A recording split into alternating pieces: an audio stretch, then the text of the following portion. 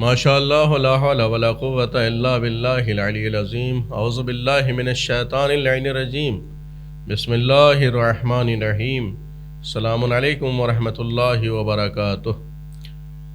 آج کی اس وقت کی گفتگو کا موضوع ہے ماہ مبارک رمضان اور اللہ کی کیسی کیسی نعمتیں۔ سبحان اللہ، کیا کہنے پروردگار کی نعمتوں کے، ہم جتنا بھی شکر ادا کریں اس کا وہ کم ہے۔ یوں تو ہر حال میں اس کی نعمتوں پر انسان کو شاکر اور صابر رہنا چاہیے، لیکن ماہ مبارک رمضان کے ساتھ جو مخصوص نعمتیں ہیں ان کا ہم یہاں پر مختصراً ذکر کرنا چاہتے ہیں۔ اس مہینے میں پروردگار نے کیسی کیسی نعمتیں بندوں کو عطا فرمائی ہیں، ہم چند یہاں پر ذکر کر رہے ہیں۔ مثلاً اول یہ کہ قلیل کو کثیر اور جز کو کل اس مہینے میں قرار دیا ہے۔ من تلا فیہ آیۃ من القرآن کان لہ اجر مثل من ختم القرآن فی غیرہ من الشہور۔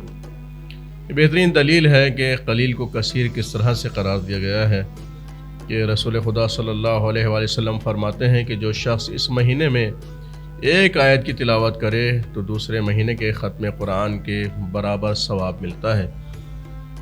ناظرین، آپ اندازہ لگا سکتے ہیں کہ ایک آیت کی تلاوت پورے قرآن کا بدل بن رہی ہے۔ ماہ مبارک رمضان میں کوئی معمولی فضیلت نہیں ہے، یہ بہت بڑی عظمت اور برکت کی بات ہے، بہت بڑی نعمت ہے پروردگار کی طرف سے۔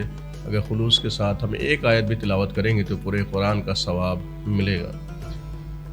دوسرے یہ کہ من عمل فریضۃ کتب لہ فریضۃ ادھا فی غیرہ۔ رسول خدا صلی اللہ علیہ وآلہ وسلم فرماتے ہیں کہ جو شخص اس مہینے میں ایک فریضہ ادا کرے تو اللہ اس کو 70 فریضوں کا ثواب دیتا ہے۔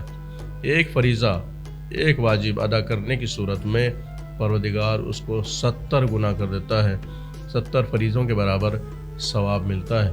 تو کیا بہترین برکت والا مہینہ ہے قرآن ماہ مبارک رمضان، اس سے استفادہ کریں، بھرپور فائدہ اٹھائیں۔ تیسرے کہ اس ماہ مبارک میں سانس لینا تسبیح کا ثواب رکھتا ہے۔ سانسیں اس مہینے میں تسبیح ہیں، جیسا کہ رسول خدا صلی اللہ علیہ وآلہ وسلم فرماتے ہیں کہ انفاسکم فیہ تسبیح۔ طبیبوں کے مطابق انسان 1 منٹ میں 15 سانسیں لیتا ہے اور 1 گھنٹے میں 900 سانسیں لیتا ہے، تو اس کے اعتبار سے انسان اندازہ لگا سکتا ہے کہ 24 گھنٹے میں کس طرح سے انسان فائدہ اٹھا سکتا ہے اس ماہ مبارک رمضان میں سانس لینے سے۔ عبادت میں بسر ہوگی یہ سانسیں تو کیا کہنے، سبحان اللہ۔ اور روزے کی حالت میں بسر ہوں گی یہ سانسیں تو اور زیادہ ثواب بڑھ جائے گا۔ تلاوت قرآن میں یہ سانسیں بسر ہوں گی تو اور زیادہ ثواب ملے گا۔ اس مہینے میں استراحت اور آرام کرنا عبادت قرار دیا گیا ہے، جیسا کہ رسول خدا صلی اللہ علیہ وآلہ وسلم کا ارشاد گرامی ہے نومکم فیہ عبادہ۔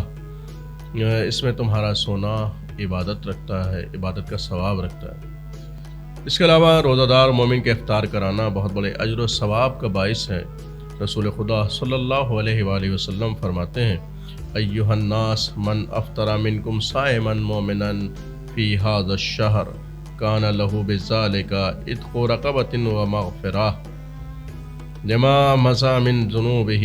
اے لوگو، اگر کوئی شخص کسی روزہ دار کا روزہ اس مہینے میں افطار کرائے گا تو ایک بندہ آزاد کرنے کا ثواب لکھا جائے گا اور گزشتہ گناہ اس کے بخش دیے جائیں گے۔ بہت بڑی فضیلت ہے کسی ایک بندے کا بھی اگر ہم روزہ افطار کراتے ہیں خدا کے بندے کا، تو انسان بخشش کا حقدار بن جاتا ہے کہ اس کے گزشتہ گناہ معاف کر دیے جاتے ہیں۔ لہٰذا مومنین کو افطار کرانے میں کنجوسی نہ کریں، جہاں تک ممکن ہو، جتنا میسر ہو، جتنا ہو سکے افطار کرائیں اور ثواب حاصل کریں۔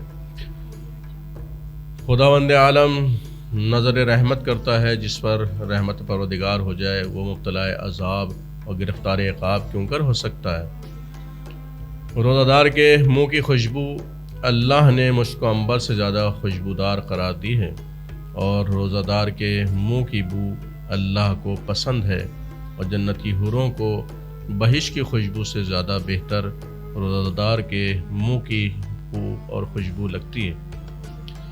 یہ بھی بہت بڑی فضیلت ہے کہ حوریں بھی اس بو کو پسند کرتی ہیں اور اللہ بھی پسند کرتا ہے۔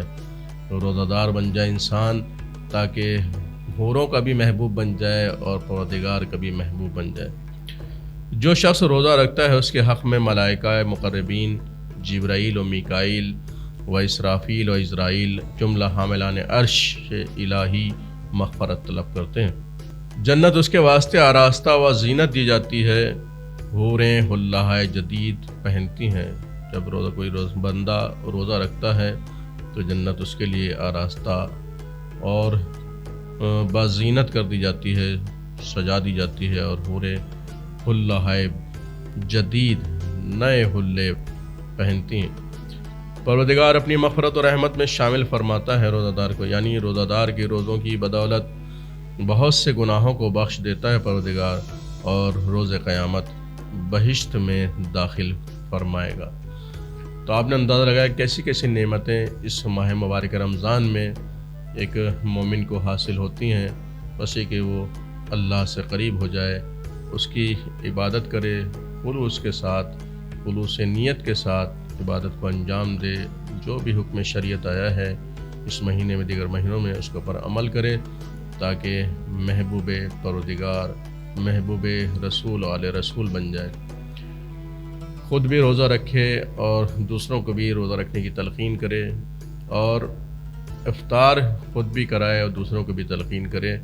بہت بڑا اجر و ثواب ہے۔ کسی مہمان کے آ جانے سے فطرہ واجب نہیں ہوتا ہے، بلکہ قیام اگر کوئی کرتا ہے باقاعدہ نان و نقہ اور اس کا قیام ہوتا ہے کسی کے یہاں، تب اس کا فطرہ واجب ہوتا ہے۔ بعض لوگ افطار نہیں کراتے ہیں یہ سوچ کر کے کہ ہم پہ بھی فطرہ، مہمان کا فطرہ دینا بھی واجب ہو جائے گا۔ تو موقع کو غنیمت جانتے ہوئے ماہ مبارک رمضان سے بھرپور استفادہ کریں، اور ہمیں بھی دعاؤں میں یاد رکھیں۔ التماس دعا، وآخر دعوانا الحمدللہ رب العالمین۔